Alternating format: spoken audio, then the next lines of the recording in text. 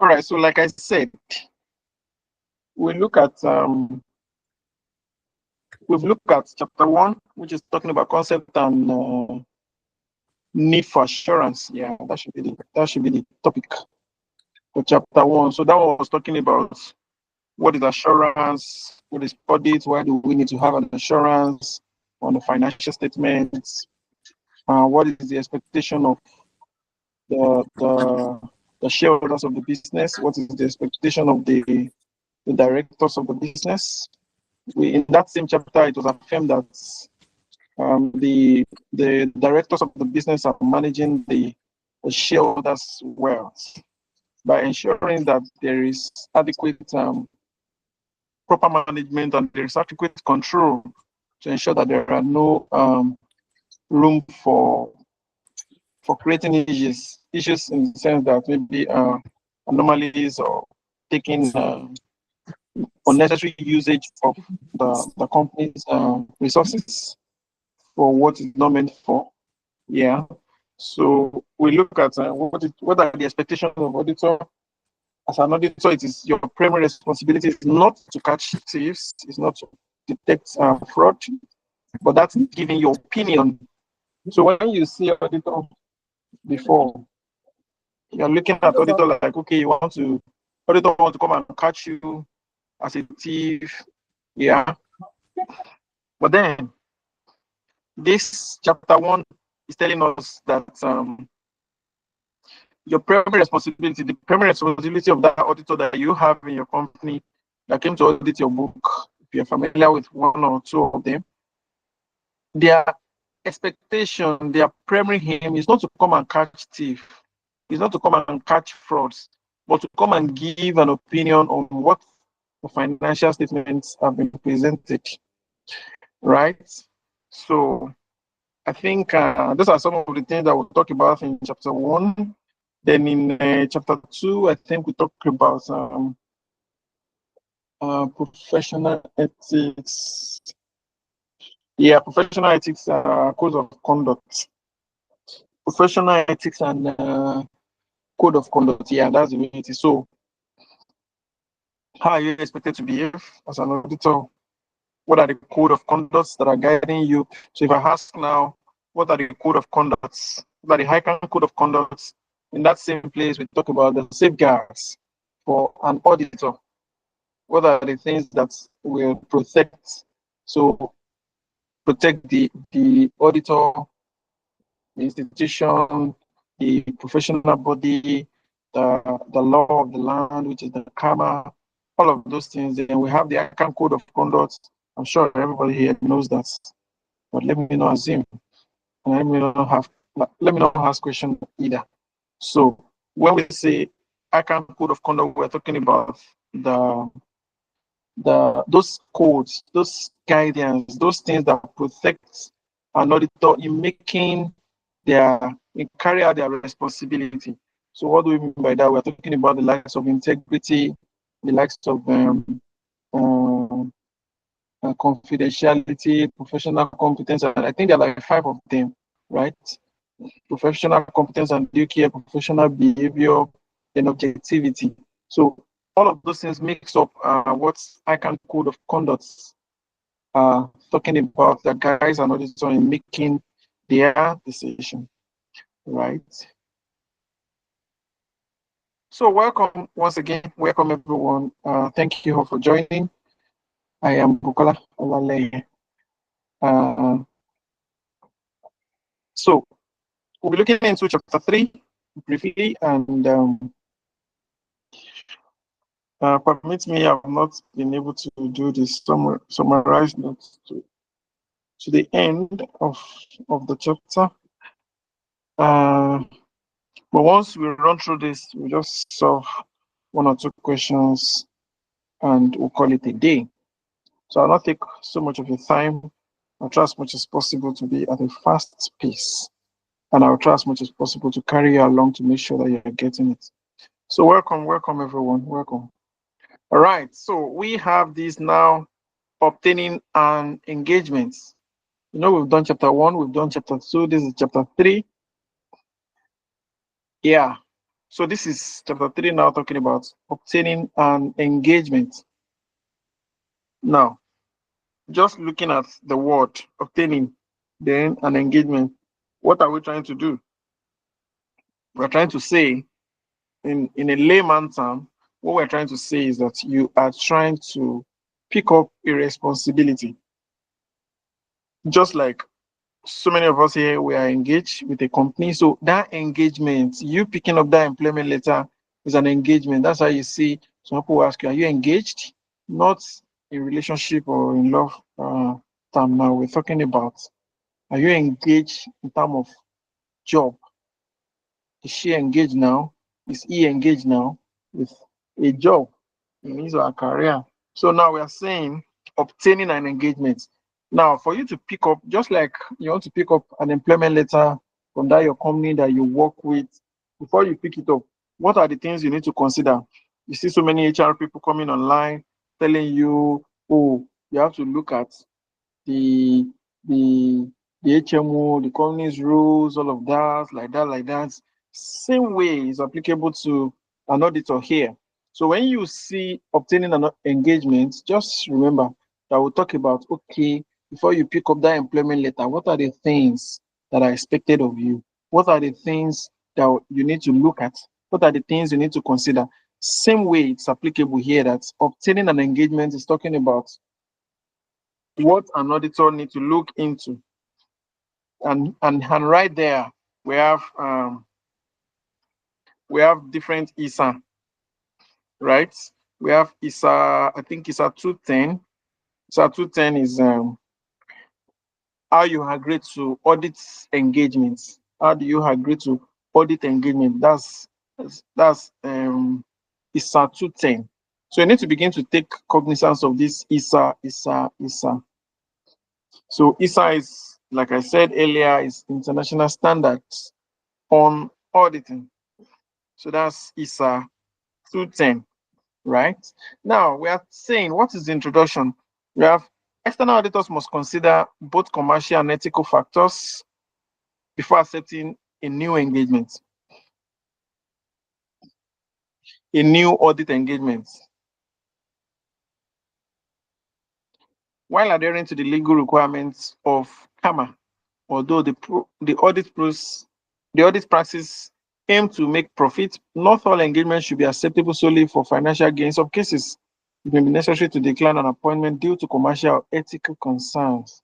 So what are we trying to say here? The introductory part of this thing is saying that, yeah, when you want to obtain an engagement, you need to consider not just the money now. The money is the commercial value, right? But you need to consider ethical factors, because that's even is a weightier matter than the the commercial value. Yes, the money is very important, but what if you go and do a company whereby your reputation will be damaged? That is more costlier than money, right? That's more costlier than money. So please, as I'm talking now, if you have any question, if you have anything that flash into your mind that you need to ask question, just cut in. I'll try as much as possible to provide answer to the best of my knowledge. Thank you. Right. So for you to consider, just like I said earlier, that some of us are working in organization, you consider some things. Yeah, most of us look at the money. Oh, can they pay me 250? No, they cannot pay me 250. Can they pay me 500? They cannot pay me 500, man. I cannot do it too. You know, all those things are things that you weigh. Now, we are not saying that as an auditor, you're not looking at the money alone. You're not looking at only the financial implication. You're not looking into the ethics. What are the things that surround it? Is the company releasing information when needed? What happened to the previous auditor? What's going to happen to you? Are they owing the previous clients? You know, all those, is it a client that holds? All those things are things that an auditor will have to consider when considering an audit engagement. So obtaining audit work. Now, you want to obtain the audit work, right? Now, we now have guidance, rules, general principles that guys you obtaining these audit works, right? Now we have advertisement and publicity. So we are talking about advertising and publicity, the general principle. So yes, audit firm can advertise their service, but then whatever medium is used, it must not reflect badly on the member of or the accountancy profession. Members must also take care that the way in which they market their service does not create a self-interest threat to the fundamental principle of the professional behavior. What are we trying to say here? We are saying yes, and that is why you see that you don't see auditing companies, you don't see the likes of the Big Four, the KPMG, the Deloitte, the Ernst& Young, the what do they call them again? The PwC. You don't see them coming online. Oh, we are the best auditing company in the world. We have so. No. You don't see them. It's only when you do business with them, you see that when they send you email, you see some videos. I think I've seen that with PwC guys where there's a video on their signature in their mail. So you see when you play it, you see their adverts, seeing what they can do. But then you don't see them coming on radio stations, coming to do you don't see them coming on radio stations, coming to do advertisements.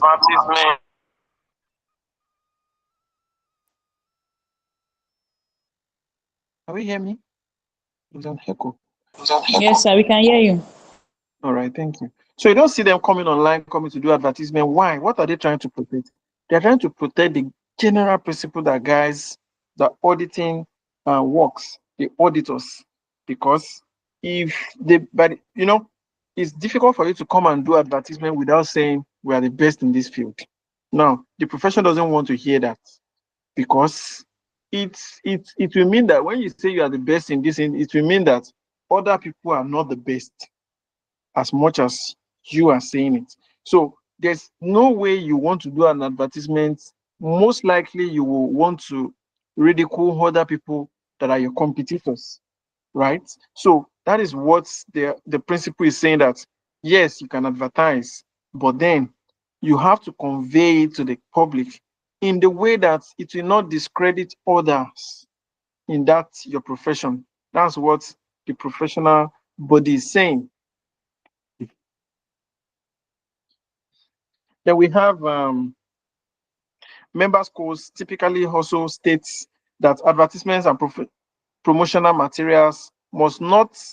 So these are more guidelines to this advertising of a thing. Now, it must not discredit service by others, offered by others. So, example, when you are claiming superiority, just like, everybody knows the Big Four, the KPMG, Ernst& Young, EY, that's EY, the PwC, the Deloitte guys, they are far, far bigger than the likes of BDO. They are bigger than the likes of Baker Tilly. They are bigger than the likes of Bukola Kineko and co-chartered accountants, because they are big, because they have the wealth of knowledge, the experience, everything. But then you don't see them coming and say, okay, we have all of this, because they will discredit those guys. Now, right? Then, even if you are going to do the advertisement, it must not be misleading. Must not be misleading. It must not fall short of any local regulations, or it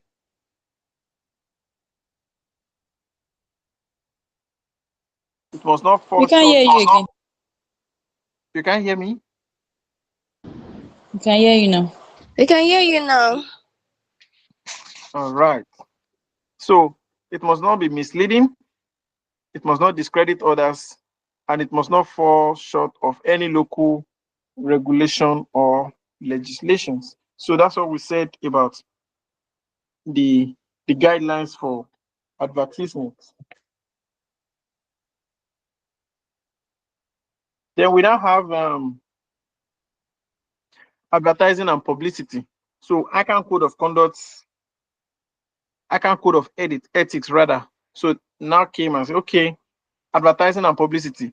ICAN body insists that marketing must not bring disrepute. So now you must not, just like those other one have said it must not bring disrepute to others. Like you can't uh you can't try to say we are the best, we give the best, quality is the best.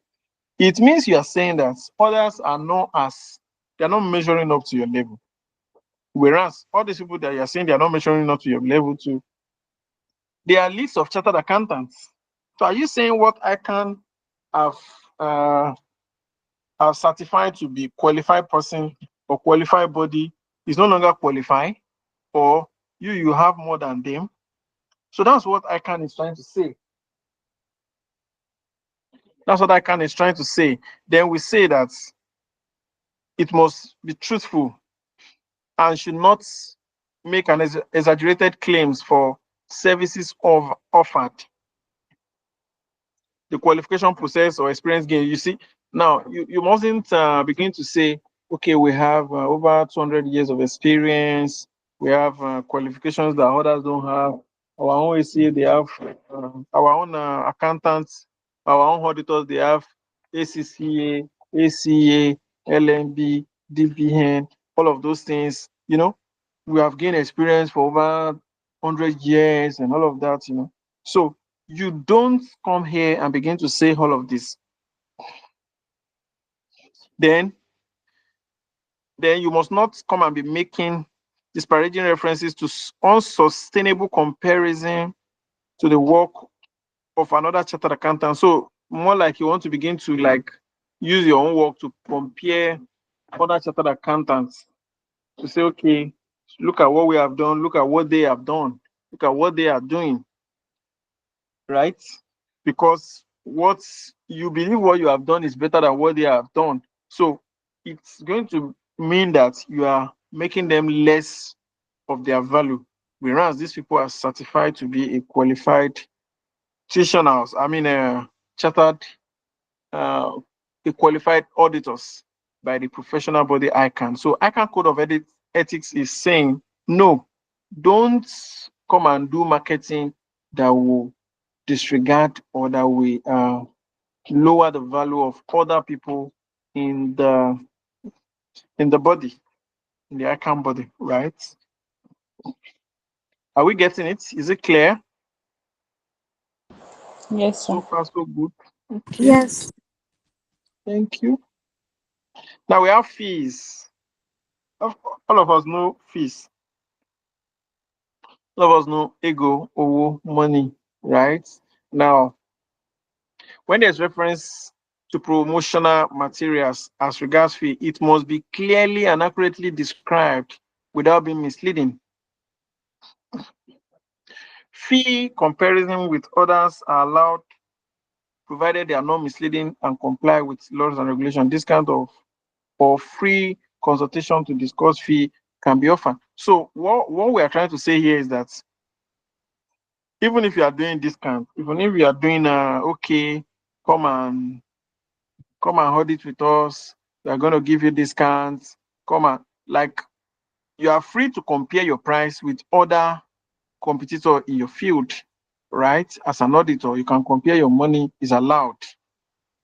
So the ICAN body is saying it must not be misleading and it must comply with the rules and regulations.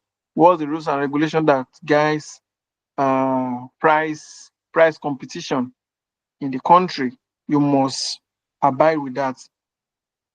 So you must state your price in a way that is clear and it will not be misleading. Then discounts, free consultations, you can offer it because it is your choice. It is your choice. Although there's something we call lowballing, we still get there. Okay, still here.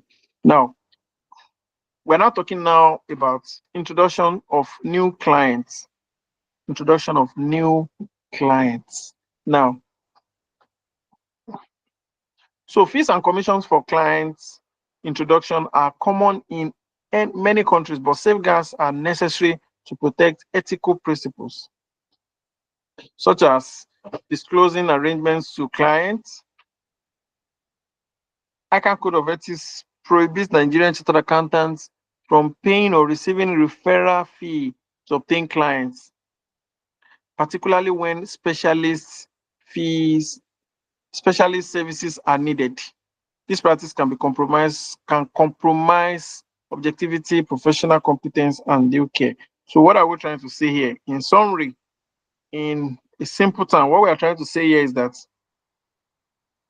if I bring to you a new client, right, and I'm an auditor, especially when it's a special work, maybe I'm also an auditing company, but I cannot do that thing that you want to do because it's a special service. For instance, you may want to liquidate a business, right? Now, my own auditing company may not have that experience. Your own auditing company may have the experience. Now,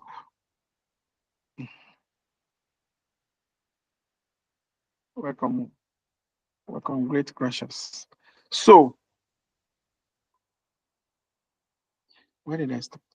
All right. So, for instance, I am an auditing company, and I want to come and I'm working with somebody, with you or somebody here. Then there is a service you want to do. There's a job you want to do that I cannot do. Now, and I introduce another professional house or auditing company that I know they can do that service, right? The ICAN Code of Ethics is saying we prohibit you collecting money for referrals. Don't collect the money for referral. Why? Because it may make you not to be unbiased. You may be biased. Why? Because I would have been able to influence you, right? Then it will not, it may conflict professional competence, meaning that you may not even be qualified for the job, but because somebody is linking you to the job, you take it up and you may go and mess it up at the end of the day. Then the due care, you must be professional. You must be professional. So that's what's introducing. So anywhere you see introduction of new clients, what we are saying is don't collect money for referral. Simple, straightforward, right? Because that will tamper with your professional competence, due care, your objectivity, right? Now we have tendering. So of course, when we say tendering, people are submitting their quotes for a particular job. Now it happens in auditing too. When appointing new auditors, larger companies often invite tenders, requiring auditing firms to submit detailed proposal, including fee estimates and staffing plans. Audit firm may use lowballing. So lowballing, can anybody explain lowballing here? Anybody? Have we heard it before? Yes, lowballing, like because you want to accept a job offer, you now reduce your price. Okay. Yeah. So lowballing basically is when you are quoting a lower fee compared to okay, if you have a relationship with the big four, you see they have principal partner, they have partner, they have associate partner, they have all of those people. Now, the money that principal partner will collect maybe for every 1 hour that principal partner will work on your job, they may say is 200K, 300K. The same 1 hour, if an associate partner work on it, it may be that one will be maybe like 75K, right? Now, because you want to accept that job, that principal partner that is supposed to be 300K, you now put it as maybe 120. That associate partner that is supposed to be like 75K, you put it like 30K. You know, you've lowballed. That's what we mean by lowballing. You are quoting a far lesser amount compared to what is supposed to be so that you can secure that job. So why not unethical? So your intention later will now be that you know you will increase the money later because you definitely incur losses through that means. So now, while not unethical, lowballing possesses self-interest threats to independence. So what we are trying to say is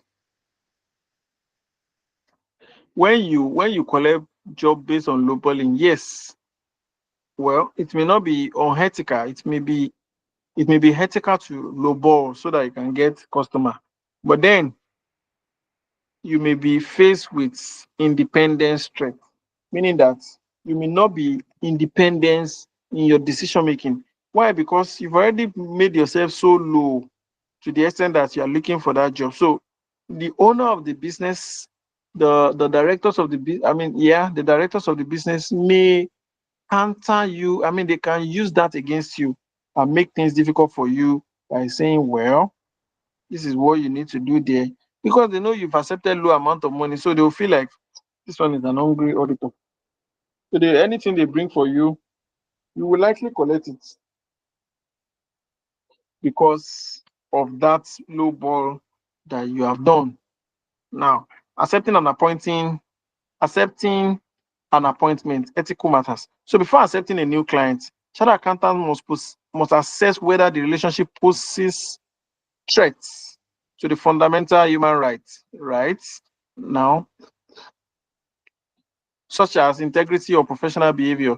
Threat may arise from issues like client involvement in illegal activities, money laundering, dishonesty, or questionable financial reporting practices. So now, before you accept a new client, so you need to check, do they pose threat to fundamental principles? Do they have integrity issues? Do they have professional behavior issues? So some clients may be into money laundering, uh, questionable financial practices, and all of that. So when you identify the threats, it must be evaluated and its significance must be known. So then you now apply safeguard to eliminate or mitigate them to an acceptable level. What I was trying to say is that before you accept an engagement,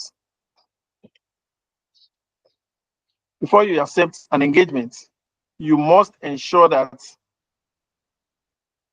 you carry out every necessary things that is needed before you accept that engagement. Now, when you are seeing the threat, you need to evaluate the threat.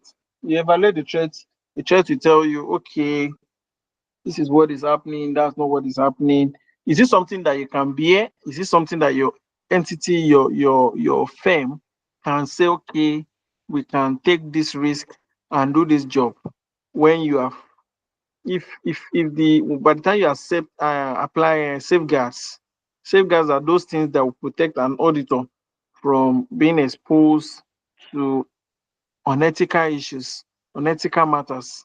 So by the time you apply that, we'll now be able to determine if you accept it or not.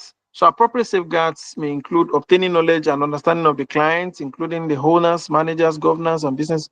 So just like you need to know about, you need to have an understanding of the client. Who is the client? What do they do? What are they doing? What are the owners? How do they behave? Are they practicing corporate governance? What is their business activities? You need to know the details. Then secure the client's commitment to improve corporate governance practices, right? So you need to, are they committed to improve corporate governance or internal controls? You need to know. whether they are committed to it. So if it is not, so we are now saying that if it is not possible for you to reduce the threat to an acceptable level, a chartered accountant in public practice should decline the client's relationship.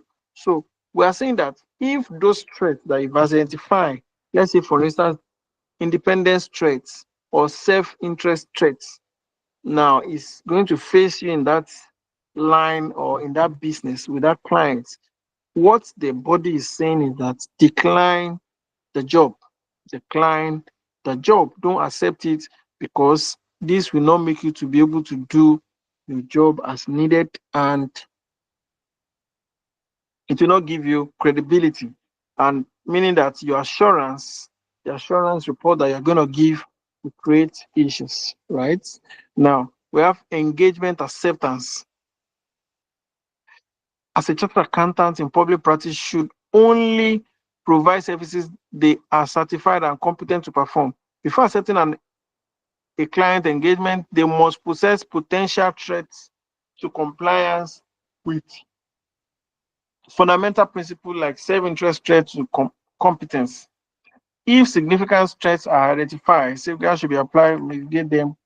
These safeguards may include, but are not limited to. So what we are just trying to say in essence is that before you accept that engagement, you must consider all those things like the threats that are possible. Then when you consider the threat, you apply safeguards.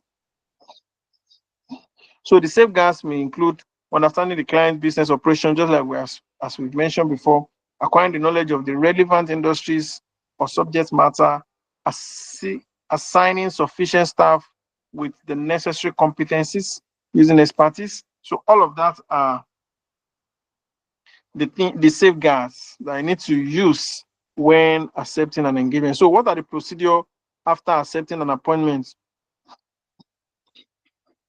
Ensure that the current auditor has resigned properly or been removed in accordance with local legislation. So the local legislation is what will help you to know that, okay, the current auditor, has it been removed as it's supposed to be, or has it resigned properly? There must be in writing. The shareholders must know about it. Those are the conditions before an auditor can tender a resignation law, so that it will not be like the directors of the business are telling the person, please quit, quit, quit, quit. Otherwise, we are going to implicate you. We are going to do this. We are going to do that. It shouldn't be under threat. It should be under the normal procedure. It should ensure that appointment is valid and valid in law and properly communicated. Right? It should prepare and submit an engagement letter to the board of the new client. So those are the three things that must be done in accepting an appointment. So before you accept an appointment, you must consider those things. And they do it in practice, like big time. They do it big time in practice. So changes in professional appointments. So the firm should communicate with the current auditor to identify any issue that may affect the decision to accept the appointment.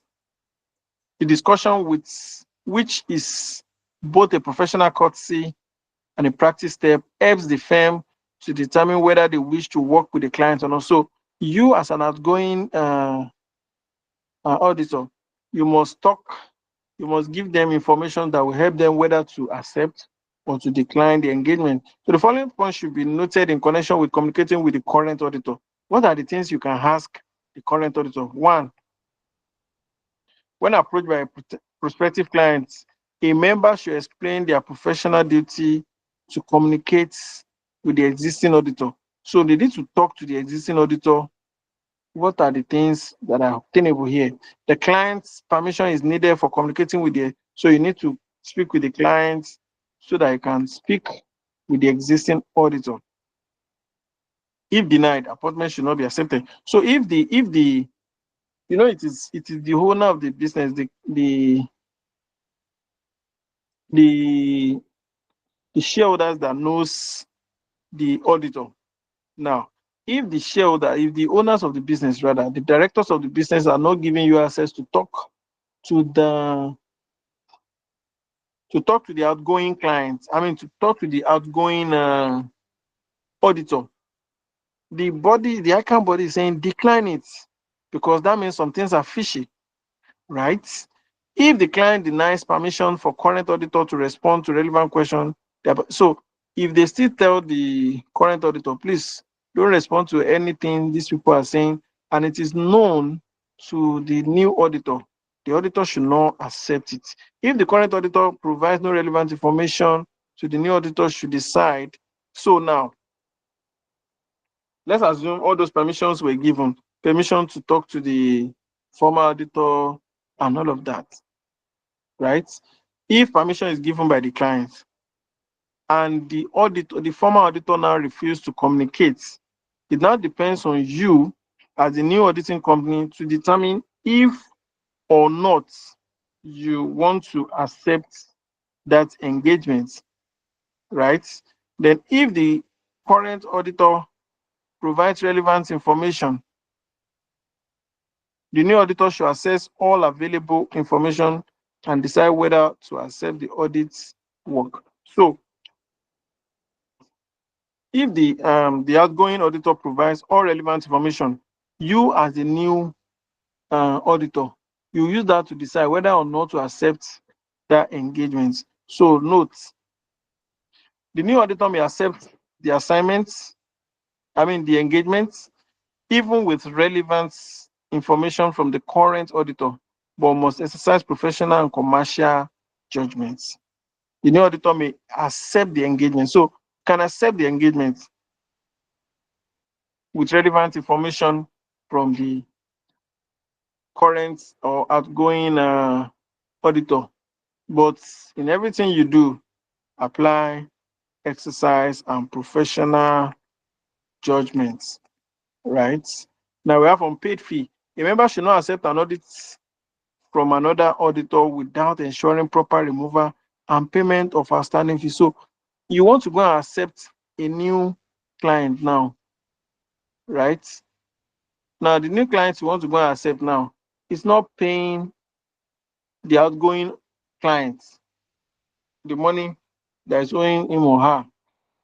The body is now telling you here that you should not accept an audit from another auditor without ensuring proper removal and payment of the outstanding fee. So if they don't pay the outstanding fee, then there will be issue.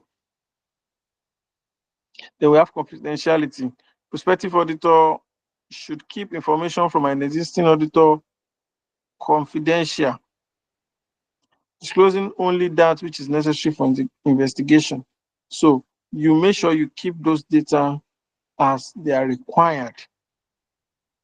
Then we have defamation. So an existing auditor is provided by privilege when sharing damaging information. When sharing damaging information with a successor, as long as it's done without malice, the chance of an incumbent being held to have acted maliciously are more provided that it states only that I sincerely believe that is true,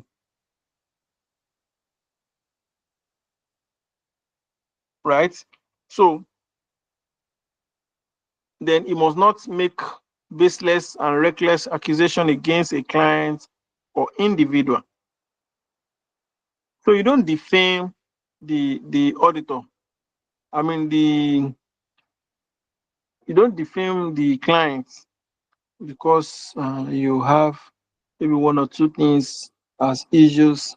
It shouldn't be to the extent of you defaming your fellow colleague. Then we have joint auditor. You must communicate with an existing auditor, and if becoming sole auditor, formally notify the outgoing auditor. All these ones are just terms that we use and all of that. So additional work, just read up all of that. Then appointment of auditors. How are auditors appointed? So we say companies must appoint an auditor at each AGM to audit the financial statements and serve until the next AGM. At any annual general meeting, a retiring auditor, however appointed, shall be reappointed without any resolution being passed into the company's rules and guidelines. So what we are trying to say in essence there is that the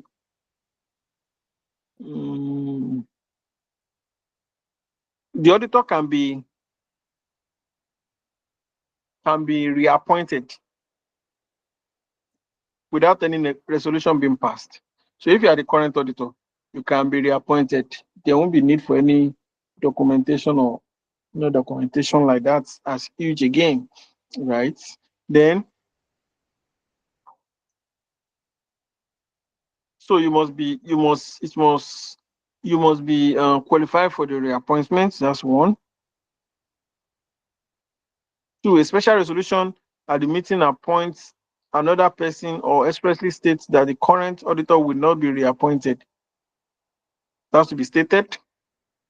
Then he has given the company notice in writing of his unwilling to be reappointed.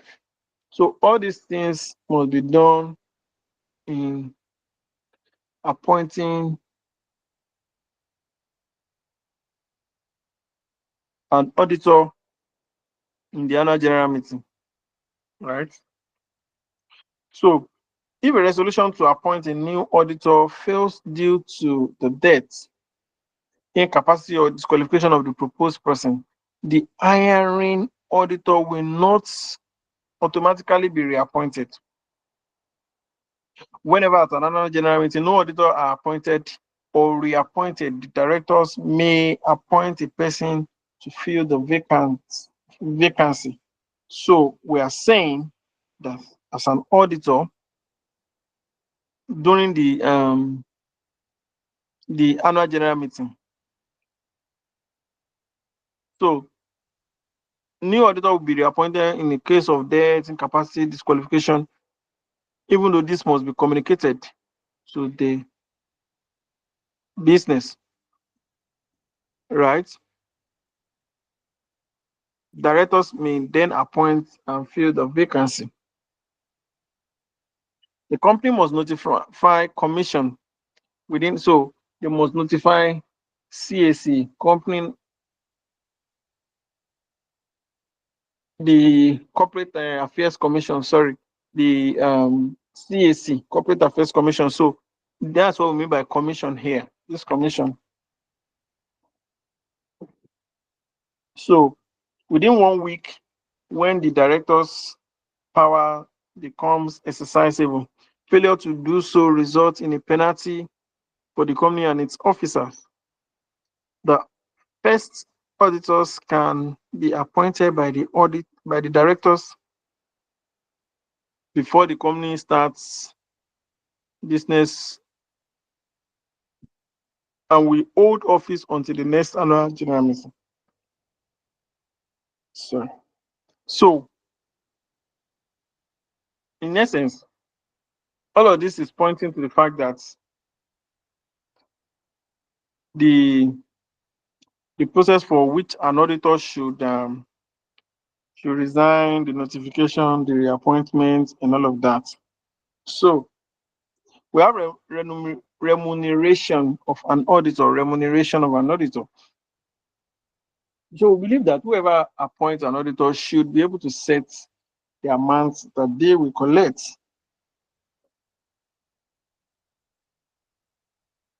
Instead, directors should recommend new auditors to the shareholder who make decisions. So directors should not, directors of the business, they should not have the power to remove those auditors. Why did we say that? The reason why we say that is that if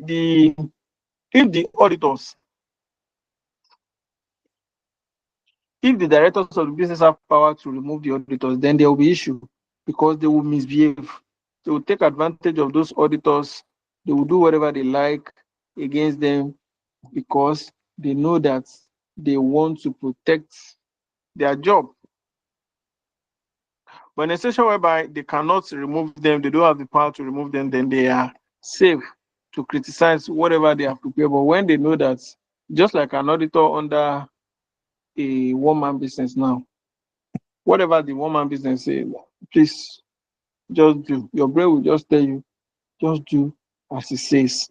Like that case of Mary to Jesus. Right? So we have removal of auditors. So directors should not have power to remove the. Okay, so we've talked about that. Then there are things you must put in place too. Ordinary shareholders can dismiss the auditor via ordinary resolution with special notice at the AGM. So the company must notify the commission 14 days. So commission here is CAC, right? 14 days,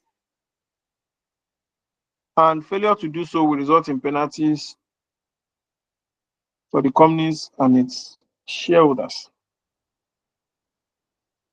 Now we have resignation of auditors. Resignations of auditors. So how will an auditor resign? So an auditor may choose to say, okay, according to CAMA, section 412 and 413, CAMA 2020, Company and Allied Matters Act 2020, is now saying that an auditor may choose to resign for the following reasons. One, a consistent lack of integrity shown by management. This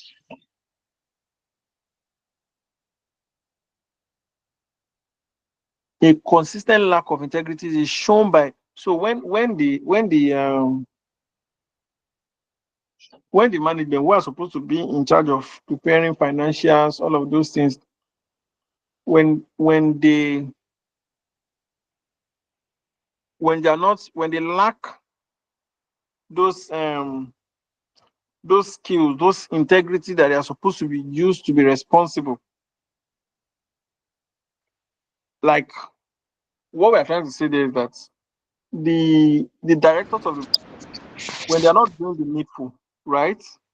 When they are not doing the needful, they are not doing the right thing. Then we can say that the auditor can choose to resign. Also, an auditor can choose to resign when there is significant unpaid fees, when there is huge amount of money that is being owed to the auditing firm. The auditor can choose to resign. Then the other auditors, the audit firm may no longer be able to maintain independence following cooperation. So when there is too much familiarity to the extent that there's no cooperation, I mean there is no more room for independence. Independence in the sense that they can make decisions without being influenced by anybody. Then the client is no longer profitable for them. So when they don't have money again, the auditing firm will just leave them with their wahala and say, man, we cannot deal together again because you cannot pay my money. Go and look for money and I'll come back to you. Then we have safeguard for the auditors in the case of auditor's resignation. The shareholder must be aware the procedure for resignation. So resignation must be in writing to the company, which is submits to the regulatory authority. So what they are saying here is that you will write your resignation, audit, take it to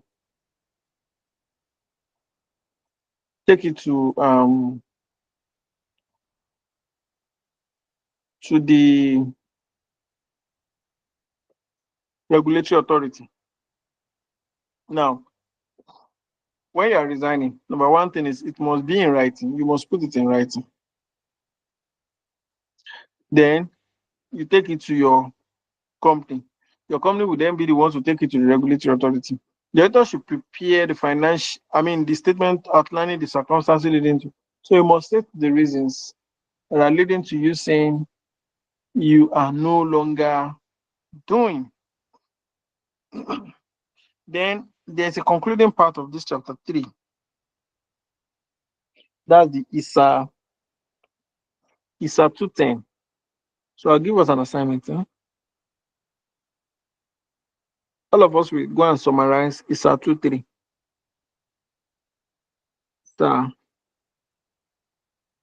ISA 210. That is talking about agreeing the terms of audit engagement. So what are the things that is embedded in before you say, okay, I'm picking up the job, I'm picking up this contract? You then begin to do an analysis, right? To say, okay, maybe we can go with this kind of client or cannot go with this kind of client. So there is question here that I can use to stress ourselves a little. So we have this. All right, let me ask.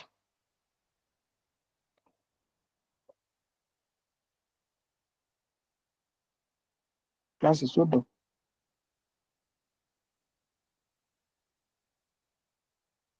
So I want to ask.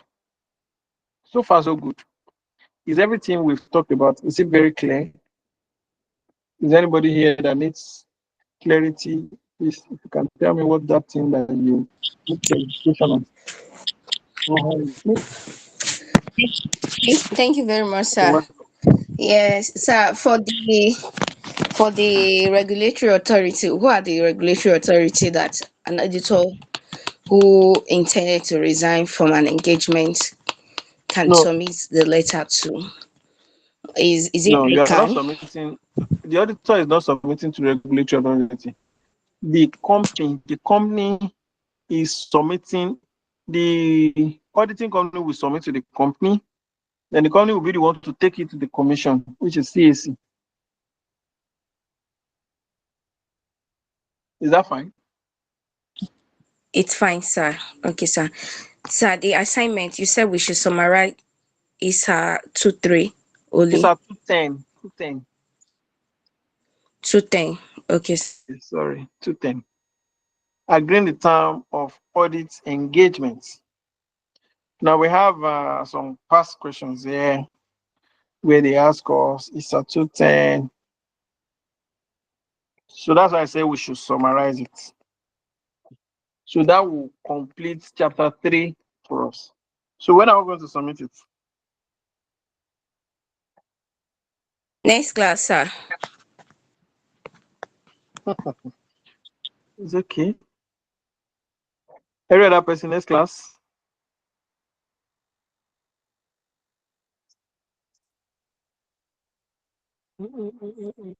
Yes, we'll submit it next class, or maybe before then.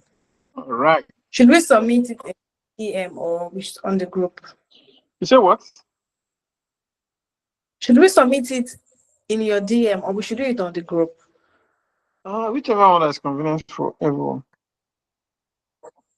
Yeah. Okay. Thank you. You are welcome. Then we have another question 3 here, partners. Okay, we are tired now. Maybe we can solve this before we go, or we should take it in the next class. Is that fine? Which one? So, yeah. You, for instance, if an audit firm is referring another auditor, that Yes. the person referring should not collect a referral fee. Yes. In our country, Africa, we are fond of honorarium, Eh, even if so we use right, right.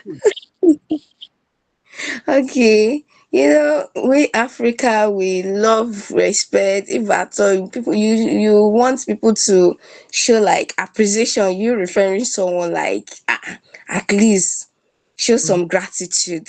You get so, and in that place you see honorarium, for so they won't call it referral fee. or they call it Tell me, which what do other you call name it? again? What do you call it? PR. Yeah. PR. Yes, yes. Uh-huh. So what's that? Sir, I'm asking you, what's that one? it's honorarium. It's honorarium. So you are now a pastor. You are collecting honorarium now.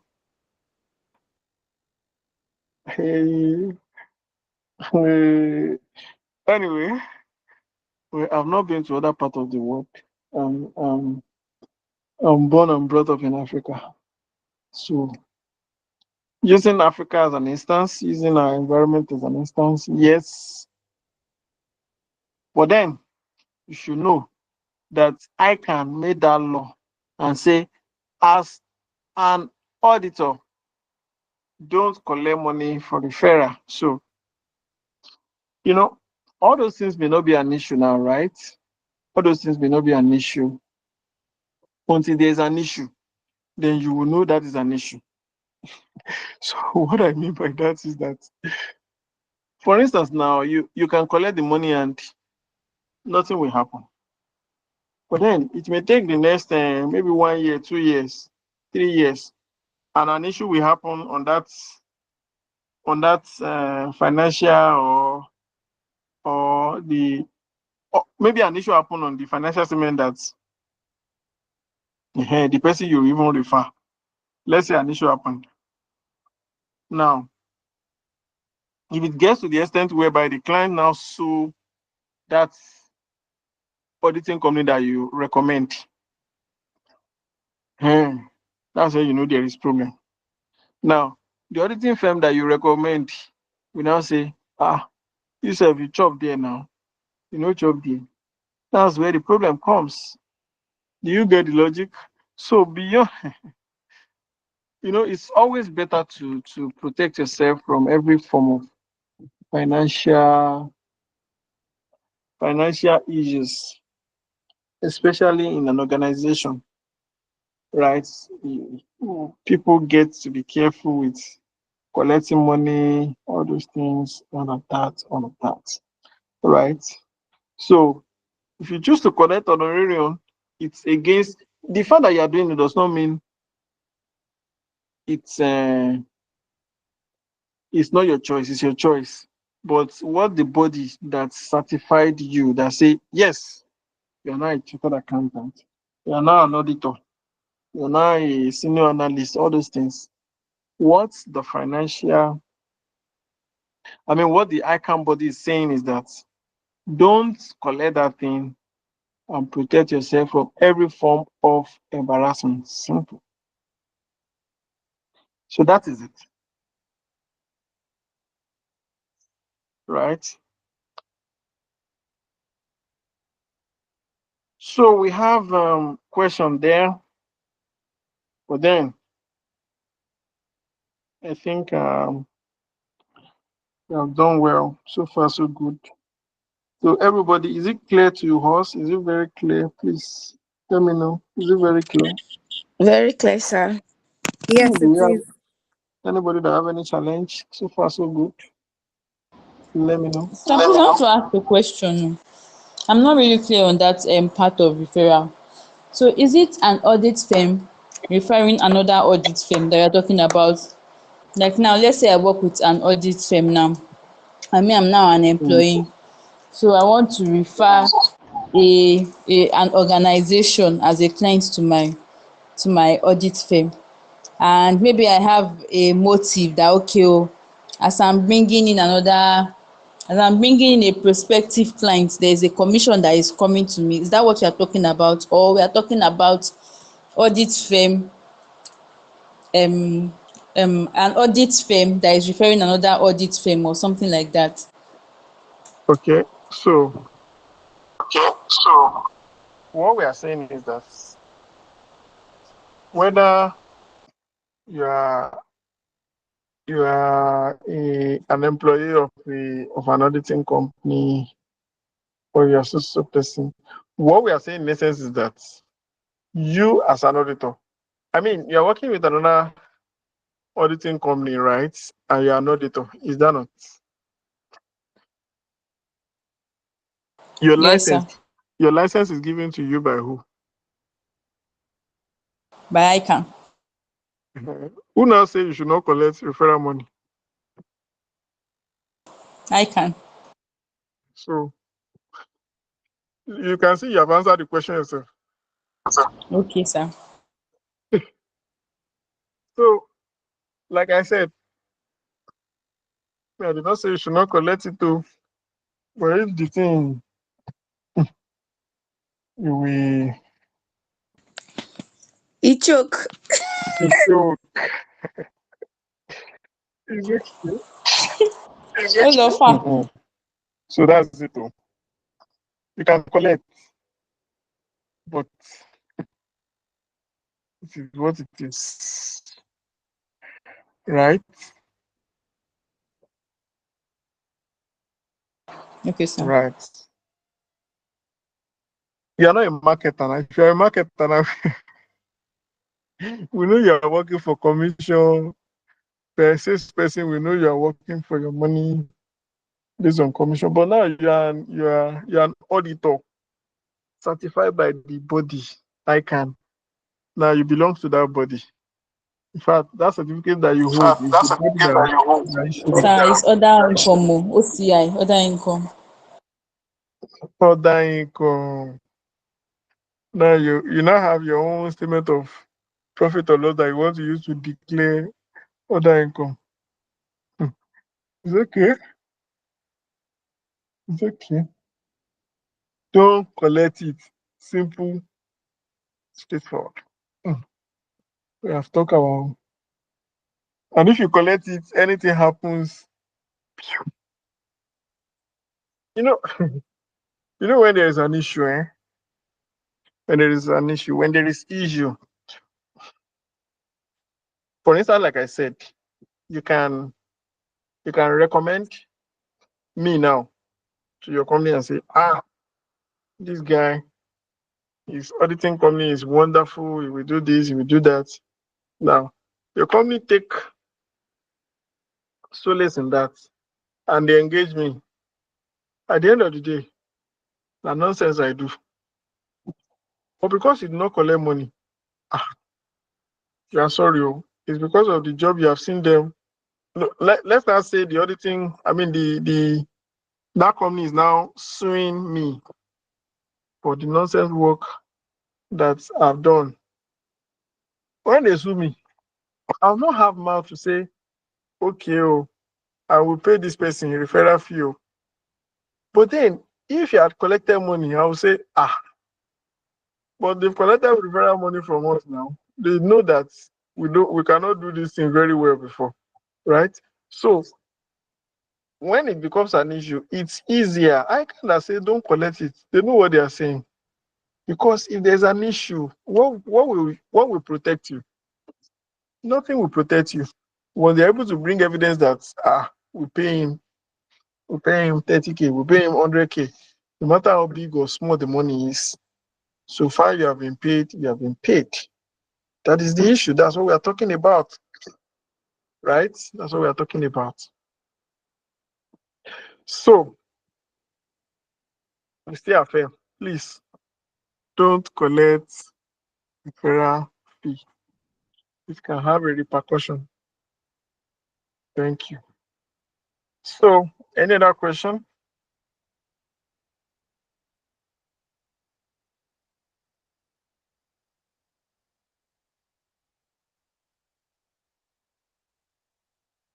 So, no any other question, right? I'll stop the recording. Sir, I have a question. Is it lawful for a director of a company to introduce an auditor to his company? Maybe for instance, I'm a CEO of my company. Then I have a friend who is an auditor. Then I now told him about that. He should come and audit my company. I took the decision irrespective of what the other shareholder says, like, okay, after I have the larger share of the company. So is it lawful for the director, because I know there will be conflict of interest, because an auditor is prone to Mm. influence from, as friend to friend, like, is it what does the law say Uh, about this? Is there any law that so I just guides noticed you against this? laughed on the chat box, right? Earlier. Don't take the Yes, I do. referral fee. Yes. Now, just like the way you answered that question yourself the other time. Now you already answered the question. You already said you know there will be influence. You know there will be independence. Your independence will be threatened, right? You won't have that independence. You won't be able to take decision because there'll be independence threats, there'll be familiarity threats. Because this person is your guy, this person is is the CEO of the company that is recommending you to say, okay, come and audit our company. There is no way the person will do it without any form of. If there is any need for them to do, if there's any need for them to take into consideration, okay, there are some revenue or there are some inventory that needs to be, you know, it's it's impossible for you to say, okay, I'm the I'm the CEO of ABC company and I want to bring my friend to come and audit us. I mean, in fact, as the what's it called? As the CEO or the director, you are not even supposed to be able to appoint the auditor. Look at what they said here. Director should not have power to remove auditor conflicts. So here we are saying that you as a director, you should not have power to remove the director. I'm looking for I ask this question because this is common among one man business in Nigeria. hence, There's a place I've before. yes, it's Eh, common among you right. Okay, sorry. Okay, okay. So I I got to know that, okay, this auditor is a friend. In fact, they are pally, they are G. So, and it's the same auditor for my Oga. And like, some things I'll see are like, well, I can't talk. So I just feel that, irrespective of this thing, there are still people still find a way of doing this thing, and I don't know. I don't know Yeah, if there's any implication, or please can you just enlighten more on this yeah. So particular, so so there are how so best many. to do situation like this? So okay, so I think I get where you're coming from. Now you need to understand that there are different kind of businesses. There is a limited company that is one man business, and there are some limited companies that are run with sound corporate governance in place. So if you see a multinational limited liability company now, you will not be able to compare it to a Nigerian limited liability, a normal Nigerian. I mean, I can tell you now, okay, I have a business on my own and it's a limited liability company, right? It's a business. I can pick, if you happen to be my friend, I can pick you, come and audit my company for me. Why am I saying that audit? The reason why I'm auditing my company for me is that maybe I want to collect loan, maybe I want to present my company to investors, and I need audited financials. I just pick somebody to come and audit my financials for me.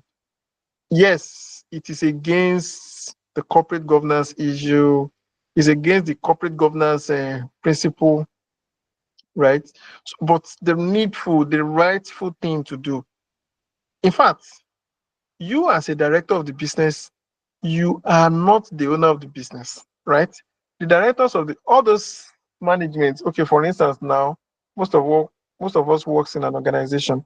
We have different set of managers, different set of people. We have from the MD, the managing director, the deputy managing directors, the HR director, the finance CFO, all those people, they are director level, right? The CFO, the HR director, the maybe all those other key positions that are big in the organization that are director level. Then you have the CEO, who all of them will report to. Now, the CEO is not the owner of the business, he's an employee.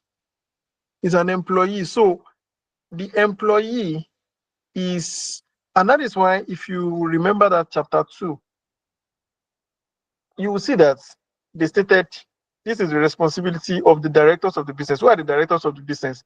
The CFO, the CEO, the HR director, the we have anybody that will put in director, maybe logistic director, all those positions like that. They are now reporting to the CEO. The CEO is also a director. That's why they call him the managing director, chief executive officer. Now, those people are employee of the organization. They are not the owner of the business. The owner of the business are the people that have the majority interest, the majority controlling interest in the entity. And the majority controlling interest is the people that have shares in the company, right? So it is all those ones that you see people doing now. It's against corporate governance. You cannot be you cannot be the one bringing who should come and audit as a director. No, it should. You can see here, companies must appoint auditor at each AGM to audit the financial statement, serve the next term. At annual general meeting, auditors should be appointed and reappointed. So all of these things we are saying here is that to guide against the auditor being appointed by people that they are just, just imagine that, just like you are working in an organization and you have MD. That MD is the one that employ you. Okay, let's look at it from the aspect of internal auditor and external auditor. Now, internal auditor they are normally, yes, they report to the organization. For instance, my own company right now, our internal auditor does not report to our CEO. No, it doesn't report to our MD. Our internal auditor reports to our group company outside Nigeria. Outside Nigeria, those are the people that have the majority interest. Those are the people that our internal auditor reports to, the head of internal auditor here in Nigeria. He reports to the head of internal audits in the group company, not to the MD in Nigeria. Yes, the MD in Nigeria can have some influence over him. Okay, use his power to say, okay, I want this report, I want that report. Yes, he can do that. But then, now let's now look at it from the aspect of the external auditor. Now look at that kind of external auditor. Let's assume, okay, we have EY, Ernst & Young, to come and audit us. If it is the CEO that appoints EY guys, they will know that, okay, the CEO is the one that brought us. Sometimes they will have to bend some of the things they will need to do, because they know he can tell them, you are doing this, you are doing that, I don't like that, we fire you. They will go, because it's the one. But because it's the board of directors that appoints them, you will not be able to, the CEO will not have the sole power to say, we don't want this auditor again. No, it's not possible. So in for us to follow the normal thing, the corporate governance, the needful thing is that it is not the MD will not have power to remove the auditor. No. And that is why when an auditor is removed or is to be removed, you must communicate to the shareholders for reason why that auditor will be removed and all of that. So all those ones that they will just bring their friend to come and do it is against corporate governance and it's wrong. But because they will tell you it's my money, I can do it the way I want. So there's nothing you can do about that, right? Yeah. Does that answer your question? Absolutely, sir. Thank you. Absolutely, sir. Thank you. Well, thank you for yeah, for learning. Thank you. If That's very, very with good for adding with the way knowledge. you even broke it down, you even give us in depth of what corporate governance is all about. So that's also icing on the cake. Thank you, sir. All right. So we don't have any question again, right? Thank you, everyone. I want to stop doing It's at 2-3, sir. Right? 2:10. It's at 2-3.